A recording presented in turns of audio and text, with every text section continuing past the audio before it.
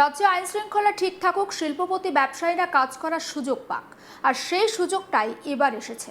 যেদিন তাপস দাস শিল্পপতিদের সঙ্গে মিটিং করেছিলেন, সেই সময় একটা স্টিল কোম্পানি তারা আমার সঙ্গে দেখা করতে এসেছিল। তারা পুরুলিয়া রঘুনাথপুরে 400 একরের বেশি জায়গা তাদের আছে, আর সেখানে তারা কাজ শুরু করতে চান। তাপসবাবুকে বলেছি সবাই দ্রুত কাজ শুরু করতে চান। রাজ্যে এবার শিল্পে জোয়ার আসতে চলেছে বলে বড় বার্তা দিলেন দিলীপ ঘোষ। শনিবার নিউ টাউনের ইকো পার্কে প্রাতঃভ্রমণে গিয়েছিলেন রাজ্যের পঞ্চায়েত মন্ত্রী দিলীপ ঘোষ, আর সেখানেই সাংবাদিকদের মুখোমুখি হয়ে রাজ্যের শিল্পের বিষয়ে কড়া বার্তা দিলেন। সাংবাদিকরা তাকে প্রশ্ন করেন, রাজ্যে আসার ব্যাপারে 8টি শিল্প, 21টি অনুসারী শিল্প তারা আগ্রহ প্রকাশ করেছে। এই প্রসঙ্গে দিলীপ ঘোষ বলেন, মানুষ তো এই পরিবর্তনটাই চেয়েছিল। রাজ্যে আইন শৃঙ্খলা ঠিক থাকুক, শিল্পপতি ব্যবসায়ীরা কাজ করার সুযোগ পাক।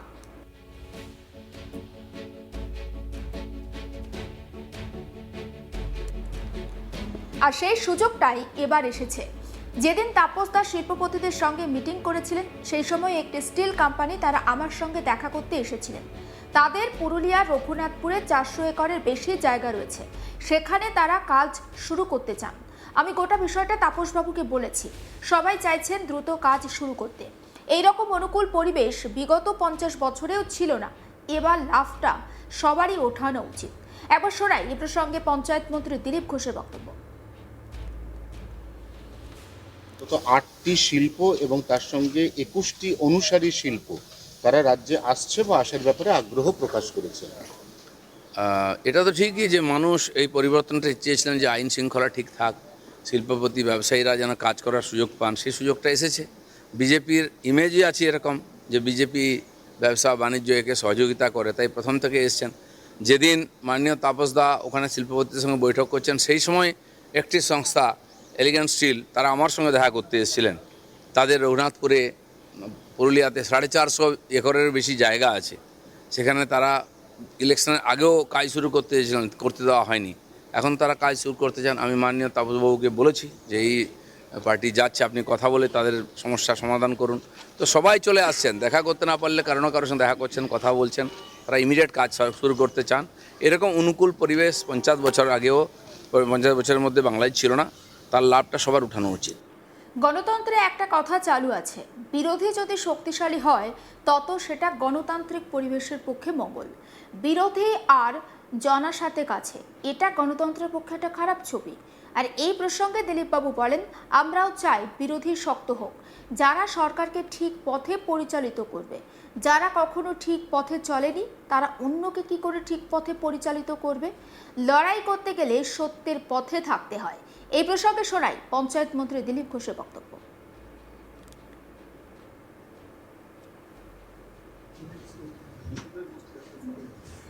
আমরাও তো চাই যে শক্ত বিরোধী হোক, যে সরকারকে ঠিক পথে পরিচালিত করবে। যারা নিজেরা কোনোদিন ঠিক রাস্তায় চলেনি তারা অন্যকে কী চালাবে? মানুষও মর্যাদা দিয়েছে। আমরা বিরোধী ছিলাম, তার চেয়ে বেশি শক্তি বিরোধীদের দিয়েছে। কিন্তু বিরোধীদের মধ্যে আত্মিক শক্তি নাই যে তারা লড়াই করবেন, কারণ নিজেরাই সরকারে থাকতে অপকর্ম করেছেন। তাই লড়াই করা তাদের আত্মিক শক্তি নাই, লড়াই করবেন। লড়াই করতে হলে সত্যের পক্ষে থাকতে হয়, সেটা নাই। আমরা অপেক্ষা করব যে বিরোধীরা এক হয়ে সরকারের সঙ্গে কাজ করবেন। আর এক হবে কোথায়? এরা তো সবাই মোটামুটি অর্ধেক তো বিজেপিতে যোগ দিয়ে দিয়েছে, অর্ধেক হয়ে গেছে ভালো তৃণমূল, তারা প্রায় বিজেপি ঘেঁষা, এবং যারা আদি তৃণমূল কালীঘাট শাখা তারা ওই জনার সাথে রইল। দেখুন, রাজনীতিতে রোজ পরিবর্তন হয়, কাল কী হবে আমরা জানি না, আর সেটা আমাদের জানার দরকারও নাই। বর্তমান যে ভারতীয় জনতা পার্টি সরকার সে কাজ করছে, মানুষ খুশি আছে। তো কমপক্ষে নিজেদের মধ্যে লড়াই না করে সরকারের সঙ্গে থাকুন, যাতে পশ্চিমবাংলার উন্নয়ন এত বছর আটকে ছিল সেটা যেন ঠিকঠাক হয়, আইন ব্যবস্থা যেন ঠিকঠাক হয়। বিরোধিতা করতে গিয়েও একসঙ্গে থাকতে পারছেন না, সেখানে পরস্পর বিরোধী হয়ে যাচ্ছেন। এটা তো ঠিক নয়। এবার বাকি পার্টি ওনারা ঠিক করবেন কি করবেন। শ্রমিক ভট্টাচার্যের বিরুদ্ধে নিচুতলার বিজেপি কর্মীদের ক্ষোভ বাড়ছে। আর এই প্রসঙ্গে বলতে গিয়ে পঞ্চায়েত মন্ত্রী বলেন, শ্রমিক ভট্টাচার্য এই ব্যাপারে সমস্ত সিদ্ধান্ত নেন না। যেহেতু সাংসদদের বিষয়, তাই কেন্দ্রের তরফে যে নির্দেশ দেওয়া হয়েছে উনি সেটাই করছেন। তবে এটা ঠিক, আমাদের রাজ্যসভাতেও মেজরিটি চাই।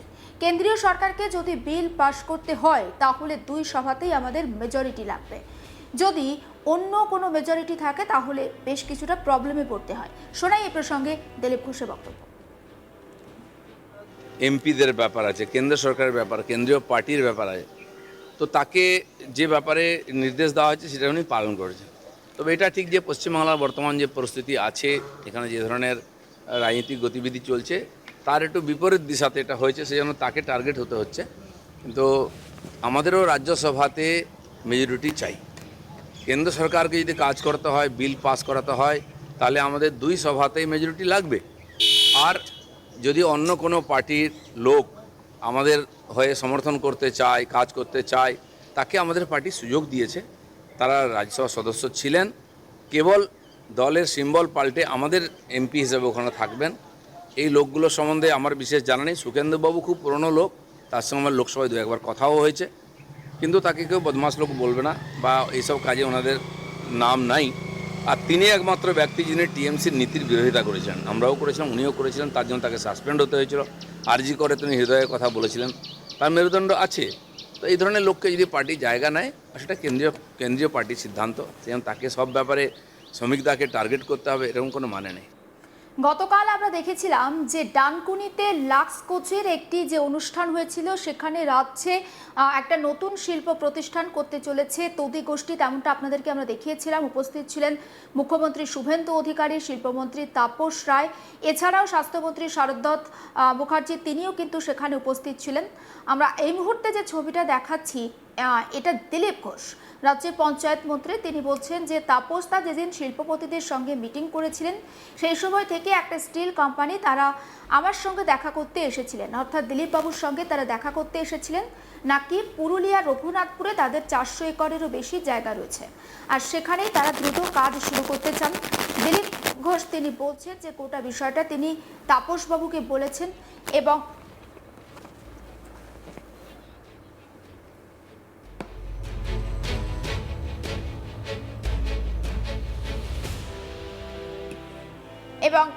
সবাই খুব দ্রুত কাজ শুরু করতে চান, এরকম একটা অনুকূল পরিবেশ, অর্থাৎ বাংলায় যে একটা শিল্প বান্ধব পরিবেশ তৈরি হয়েছে, এই শিল্প বান্ধব পরিবেশ কিন্তু 50 বছরেরও বেশি সময় ধরে বাংলায় ছিল না।